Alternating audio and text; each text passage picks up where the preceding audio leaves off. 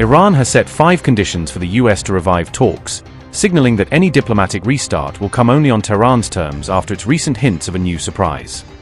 Tehran's 5 so-called trust-building conditions appear designed to test Washington's intent even as Iran keeps the IRGC in a battle-ready posture. Iran's finger on the trigger warning sharpens the message to Trump just as the US president heads into high-stakes talks with China.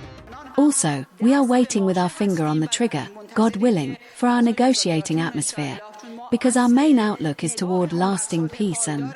Do you think he needs to intervene at all with the Iranians? I don't think he can help in any way? No, I don't think we need any help with Iran. We'll win it one way or the other. We'll win it. Iran has reportedly ruled out a second round of talks with the US unless 5 trust-building conditions are met. Tehran has listed 5 conditions that it is calling the minimum guarantees needed to revive negotiations with Washington. Fast News Agency reported the conditions on May 12, citing what it described as an informed source. Fast News Agency citing a source said, and I quote, "Iran's conditions include ending the war on all fronts, especially Lebanon, lifting sanctions, releasing frozen Iranian assets, compensating for war damage and recognizing Iran's sovereignty rights over the Strait of Hormuz." Iran also informed Pakistani mediators that the continuation of the US naval blockade in the Arabian Sea and Gulf of Oman after the ceasefire has further reinforced Tehran's distrust toward negotiations with the United States. Unquote. Iran appears to believe that renewed talks cannot move forward unless those conditions are implemented in practical terms. Fars also framed the issue as a US effort to secure at the negotiating table what it failed to achieve during the war. At the same time, Iran's government spokesperson said Tehran is choosing diplomacy while still keeping its finger on the trigger. Also, we are waiting with our finger on the trigger, God willing, for our negotiating atmosphere, because our main outlook is toward lasting peace and, as stated by the martyred leader, we pursue diplomatic matters based on 3 principles: dignity, wisdom, and expediency. Therefore, the people should know that Iran's atmosphere is an atmosphere of firmness, construction, development, and trust. As the fragile ceasefire drags on, Iran is openly asserting that it is ready to confront any new aggression head-on. Parliament Speaker Mohammad Bagher Ghalibaf declared that the IRGC is fully battle-ready if conflict with the United States reignites. Ghalibaf warned that any miscalculation by Iran's enemies would carry serious consequences on the battlefield. Mohammad Bagher Ghalibaf said, and I quote, "Our armed forces are ready to deliver a well-deserved response to any aggression. Mistaken strategy and mistaken decisions will always lead to mistaken results. The whole world has already figured this out. We are prepared for all options. They will be surprised." Unquote. He also pointed to Iran's long-range missiles and drone arsenal, saying these capabilities were built through years of self-reliance. According to Ghalibaf, there is no alternative but to accept the rights of the Iranian people as laid out in Tehran's 14-point proposal. Mohammad Bagher Ghalibaf said, and I quote, "There is no alternative but to accept the rights of the Iranian people as laid out in the 14-point proposal. Any other approach will be completely inconclusive, nothing but one failure after another. The longer they drag their feet, the more American taxpayers will pay for it." Unquote. He cautioned that continued pressure on Iran will only produce repeated failures for its adversaries. All of this came as President Donald Trump warned that the ceasefire with Iran is now on life support.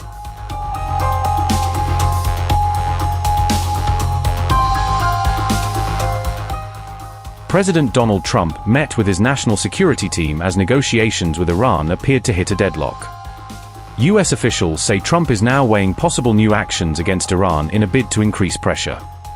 The White House had hoped Iran's latest response would show real movement toward a deal to end the conflict. Instead, Tehran reportedly rejected the US proposal, denouncing it as a demand for Iran's surrender. Trump brushed off Iran's reply, calling the offer from Tehran inappropriate and unacceptable. The US president again insisted that Iran cannot have a nuclear weapon under any circumstances. Trump also warned that the current ceasefire with Iran is now on massive life support. According to US officials, Trump may order the resumption of military operations targeting Iranian infrastructure and strategic sites. Another option under discussion is restarting US naval operations through the Strait of Hormuz. Iran, for its part, has already tightened controls around Hormuz in response to earlier US pressure on its shipping. The Iran crisis is expected to dominate Trump's upcoming talks with Chinese President Xi Jinping later this week. Mr. President, what is your message to President Xi as it relates to the Iran war? Well, I think number one, we're going to have a long talk about it. I think he's been relatively good, to be honest with you. You look at the blockade, no problem. They get a lot of their oil from that area. We've had no problem, and he's been a friend of mine. He's been somebody that we get along with. And I think you're going to see that good things are going to happen. This is going to be a very exciting trip. A lot of good things are going to happen. Mr. President, do you think he needs to intervene at all with the Iranians? I don't think he can does. help in any way? No, I don't think we need any help with Iran. We'll win it one way or the other. We'll win it peacefully or otherwise. Mr. President, do you believe your visit to China will impact of international economy and price of oil? It's going to be a positive. We're going to have a very good meeting. I spoke with President Xi. We both look forward to the meeting. It's going to be great. Ceasefire is on life support. Is President Xi the person to bring it back to life? Well, we'll see what happens. We're going to have a great meeting in China. He's a wonderful guy. He's a friend of mine, and we're going to have a great meeting. We do a lot of business with China. We do very well with China, and they do well with us, and the relationship is very good. We're going to have a great meeting. We are going to have a great meeting. Do you think he's got what it takes to convince the Iranians? Whatever he can do to help, we like that. Mr. President, Will you be able to talk about the end of the war in Ukraine with the president? I think it's getting very close. The end of the war in Ukraine, I really think it's getting very close. Will China invest $1 trillion in the U.S.? Will China invest $1 trillion in the U.S.? When you're negotiating with Iran, Mr. President, to what extent are Americans' financial situations motivating you to make a deal? Not even a little bit.